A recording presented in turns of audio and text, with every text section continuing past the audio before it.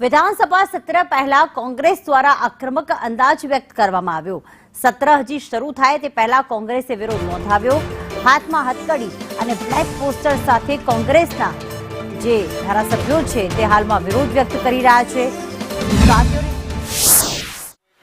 એના સ્વપ્ન છે કે આ દેશમાં પૂરા નહીં થાય એવા એક ડર સાથે 75 લાખથી 1 કરોડ રૂપિયા સુધીની રકમો આપી ને ગેરકાયદેસર રીતે વિદેશની ધરતી પર જાય છે અને જે રીતે પોતાના સ્વપ્નો માટે અમેરિકા ગયા અને ત્યાંની સરકારે ગેરકાયદેસર રીતે આવ્યા છે, રોકાયા છે, એ રીતે એમની ધરપકડ કરી, જાણે આતંકવાદીઓ હોય એવું એમની સાથે વર્તન કર્યું અને એથી પણ ખરાબ આપણા સૌના માટે શરમજનક બાબત છે કે આતંકવાદીઓની જેમ એમના હાથમાં પગમાં હથકડીને બેડીઓ પહેરાવી આર્મીના પ્લેનમાં જ્યાં ભોજનની વ્યવસ્થા ના હોય, જ્યાં સેનિટેશન માટેની વ્યવસ્થા ના હોય એવી રીતે એમને ભારતની ધરતી પર મોકલ્યા।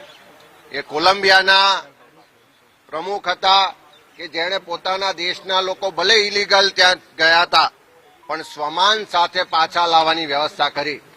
પણ જે નરેન્દ્રભાઈ મોદી પોતાને ટ્રમ્પના સારા મિત્ર ગણાવે છે, હાઉડી મોદી ને નમસ્તે ટ્રમ્પ જેવા કાર્યક્રમો કરી અને પ્રજાના ટેક્સના પૈસાઓ બરબાદ કર્યા હતા, એ વડાપ્રધાન જયારે હમણાં અમેરિકા ગયા, ટ્રમ્પને ફરી ગળે મળ્યા પણ આ ભારતીયોના અપમાન બાબતે એક શબ્દ પણ ઉચ્ચાર્યો નથી। ત્યારે દેશનો યુવાન પોતાના સપનો અહીંયા પૂરા નહીં થતા હોવાથી, રોજગાર નહીં મળવાથી ગેરકાયદેસર રીતે કરોડો રૂપિયા આપીને અમેરિકા ગયા પણ એની સાથે જે વર્તન થયું, જે રીતે એમને ડિપોર્ટ કરવામાં આવ્યા, જે રીતે હાથમાં હથકડીઓ પહેરાવવામાં આવી, એ ખાલી એ ગેરકાયદેસર ગયેલા લોકોનું અપમાન નથી પણ સમગ્ર ભારત દેશનું અપમાન છે। આ ગુજરાતની ધરતી પરથી પણ અનેક લોકો આજે વિદેશમાં છે ત્યારે એમના પણ ભવિષ્ય માટે ખૂબ ચિંતા એમના પરિવારો અહીંયા કરી રહ્યા છે અને તેમ છતાં ગુજરાતના મુખ્યમંત્રી પણ એક શબ્દ ઉચ્ચારવા તૈયાર નથી। દેશના વડાપ્રધાન જે ગુજરાતી છે એ પણ અમેરિકા જવા છતાં એક શબ્દ પણ એના માટે ઉચ્ચારવા તૈયાર નથી। આ એમની નબળાઈ બતાવે છે। આખું ભારત દેશ એમની આ નબળાઈને કારણે આજે શરમજનક સ્થિતિમાં છે।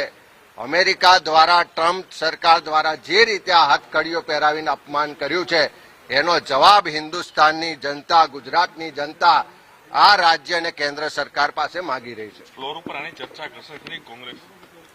આજે વિધાનસભાનું બજેટ સત્રની શરૂઆત થઈ રહી છે। આ મુદ્દાની ચોક્કસ એ ગુજરાતના લોકોની અસ્મિતા સાથે જોડાયેલો મુદ્દો છે, દેશની અસ્મિતા સાથે જોડાયેલો મુદ્દો છે અને યુવાનોના ભવિષ્ય સાથે જોડાયેલો મુદ્દો છે। એટલે તમામ મુદ્દાઓની સાથે આ મુદ્દાની પણ વિધાનસભાના ફ્લોર પર મજબૂતાઈથી ચર્ચા કરીશું અને સરકારનો જવાબ માંગીશું। ગેરકાયદેસર રીતે અમેરિકા ગયેલા ગુજરાતીઓને જે પ્રમાણે અહીંયા ડિપોર્ટ કરવામાં આવ્યા છે, પગમાં બેડીઓ, હાથમાં હથકડી, તેનો વિરોધ કોંગ્રેસ દ્વારા કરવામાં આવી રહ્યો છે। વિરોધ નોંધાવી રહ્યા છો, કયા કયા મુદ્દે વિધાનસભામાં વિરોધ કરાશે? ચોક્કસ આજે વિધાનસભાનો પહેલો દિવસ છે અને પહેલા દિવસના અંદર ખાસ કરીને જ્યારે ગુજરાતીઓ અને ભારત દેશના અંદર જે લોકો અમેરિકા ગયા હતા અને જે પ્રમાણે ટ્રમ્પ સરકારે તેમને અહીંયા પરત મોકલ્યા અને કેદીઓને જેવી રીતે મોકલ્યા એવી રીતે આર્મીના પ્લેનના અંદર એમને મોકલ્યા, હથકડી હાથમાં પગમાં બેડી પહેરાવીને અહીંયા મોકલ્યા, એવા ગુજરાતી અને ભારતીય જે છે એનું અપમાન થયું છે। 140 કરોડ લોકોનું અપમાન થયું છે। અમેરિકાના અંદર દેશના વડાપ્રધાન જાય છે ત્યારે ચોક્કસ એમને ગળે મળતા હોય છે ત્યારે આપણે એ જ એમના પાસેથી અપેક્ષા રાખવાની હતી કે ગુજરાતીઓનું જે પ્રમાણે અપમાન થયું છે એ કોઈ પણ સંજોગોમાં ગુજરાતી પણ નહીં ચલાવી લે, દેશના અંદર જે અપમાન થયું છે એ પણ ના ચલાવી લેવાય।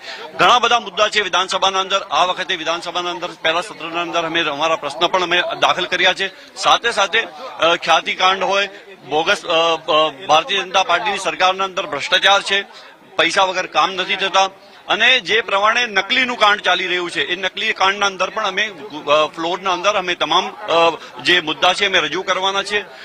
બહેનોની સલામતીનો મુદ્દો છે એ પણ અમે રજૂઆત કરવાના છે. ઘણા બધા એવા ઇસ્યુ છે, મોંઘવારીના ઇસ્યુ છે, દરેક ઇસ્યુ પર અમે વિધાનસભાના અંદર મારી વાત મૂકવાના છે. તમે બહેનોની સુરક્ષાનો મુદ્દો કયો.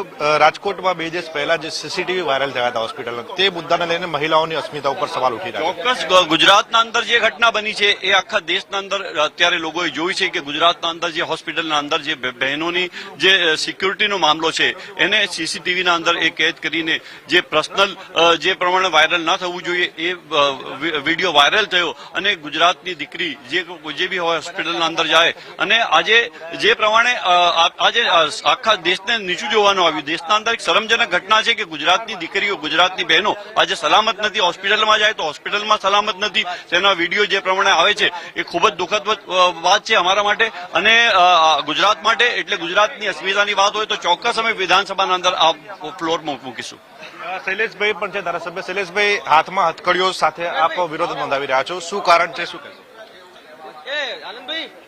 ટ્રમ્પ સરકારે જે રીતે ગુજરાતીઓ અને ભારતીયો સાથે જે આતંકવાદીઓ સાથેનું જે વર્તન હોય એ રીતનું જે વર્તન કર્યું છે એનો કોંગ્રેસ પાર્ટી વિરોધ કરે છે.